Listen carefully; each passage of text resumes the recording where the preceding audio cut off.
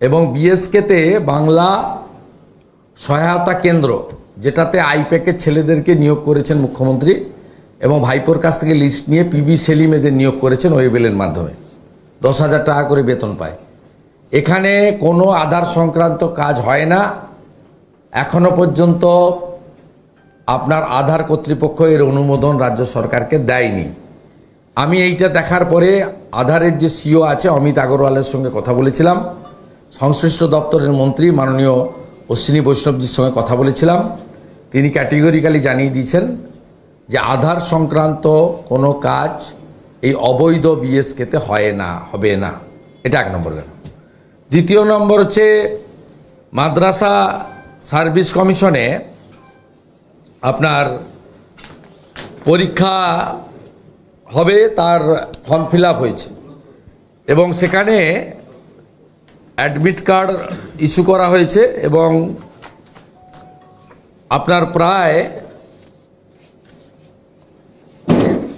12,544 জন,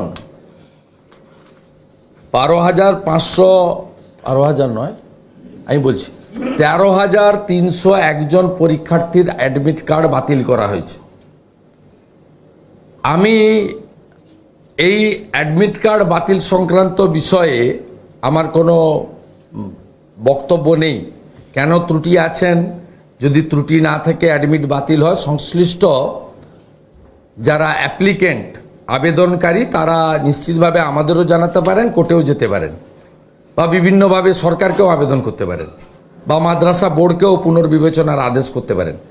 আমি যে কথাটা আপনাদের বলতে চাই, আগে পশ্চিমবাংলায় পরীক্ষার ক্ষেত্রে মানে চাকরির পরীক্ষার ক্ষেত্রে 150 টাকা করে নেওয়া হতো। গত বছর থেকে এটা 500 টাকা করে নেওয়া হচ্ছে। উদ্দেশ্য হচ্ছে চাকরি হোক না হোক, পরীক্ষাতে লক্ষ লক্ষ লোক বসবে এবং কোটি কোটি টাকা রোজগার হবে এবং সেই টাকা বড় বড় লয়ারদের পিছনে খরচ হবে।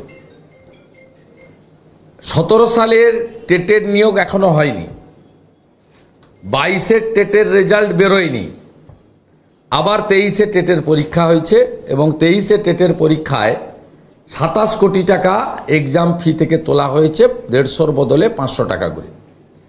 আমি আপনাদের মাধ্যমে রাজ্য সরকারের কাছে দাবি করছি, এই 13,301 গুণিতক 500, 6 লক্ষ আপনার প্রায় অনেক টাকা, 13,301 গুণিতক 500, এই যে বিপুল পরিমাণ টাকা, এই টাকা রাজ্য সরকার যাদের কাছ থেকে আপনারা নিয়েছেন, অনেক টাকা, 6 লক্ষ টাকা নয়, অনেক বেশি টাকা, এই অ্যামাউন্টটা আপনার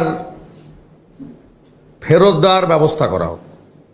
13,301 জনকে যেহেতু অ্যাডমিট কার্ড বাতিল করেছেন, 500 টাকা করে অবিলম্বে এই গরিব দুস্থ কৃষক পরিবারের মেধাযুক্ত বেকার যুবক যুবতীদের টাকা ফেরতের ব্যবস্থা করা হোক, এই দাবিটা আপনাদের মধ্য থেকে করছি।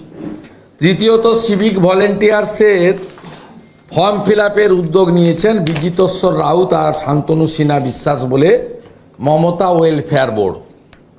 মমতা ব্যানার্জি পশ্চিমবঙ্গে পুলিশের দুটো অ্যাসোসিয়েশন তুলে দিয়ে একটা ওয়েলফেয়ার বোর্ড চালু করেছেন এবং এই ওয়েলফেয়ার বোর্ডে 2 জন মাথা আছে, 3 জন মাথা আছে, তপন মাইতি, বিজিতেশ্বর রাউত। বিজিতেশ্বর রাউত কত জমি কিনেছে তার লিস্ট আমি প্রকাশ করব, আমার কাছে এসে গেছে। আর শান্তনু সিনহা বিশ্বাস আইসি কালীঘাট কাম এসিপি, যাকে আইপিএসরাও স্যার বলে। তা এরা আপনার ফর্ম ফিল আপ করাচ্ছেন 1,30,000 সিভিক ভলেন্টিয়ার্সকে। প্রথমত আমি সিভিক ভলেন্টিয়ার বন্ধুদের স্থায়ী নিয়োগের সমর্থন করি। বিহার এবং উড়িষ্যার মতো করুন, রাজ্যের টাকা থাকলে কোনো অসুবিধা নেই। বিধানসভায় বাজেটের জবাবি ভাষণে আমি বলেছিলাম 9,000 ছিল, 1,000 বাড়িয়েছেন, এতে কিছু হয় না। আপনারা অন্তত 20,000 টাকা করে বেতন দিন, শুধু সিভিক ভলেন্টিয়ার ভিলেজ পুলিশ নয়, MSK, SSK part timer, para teacher, প্রাণীমিত্র, আশা, আইসিডিএস সর্বস্তরের ক্যাজুয়াল কন্ট্রাকচুয়ালদের ন্যূনতম 20,000 টাকা বেতন হওয়া উচিত। এটা আপনারা জানেন। 10 তারিখে আমি যখন চন্দ্রিমা ভট্টাচার্য বক্তব্যের আগে 15 মিনিট স্পিচ দিয়েছিলাম, সেখানে কিন্তু আমি এই বিষয়ে উল্লেখ করেছিলাম। আমি মাননীয়া আমার ভাই বোন সিভিক ভলেন্টিয়ার্সদের অনুরোধ করব, এই ডাটাগুলো নিচ্ছে আপনাদের কাছ থেকে, পোস্টাল ব্যালটগুলো নেবে বলে।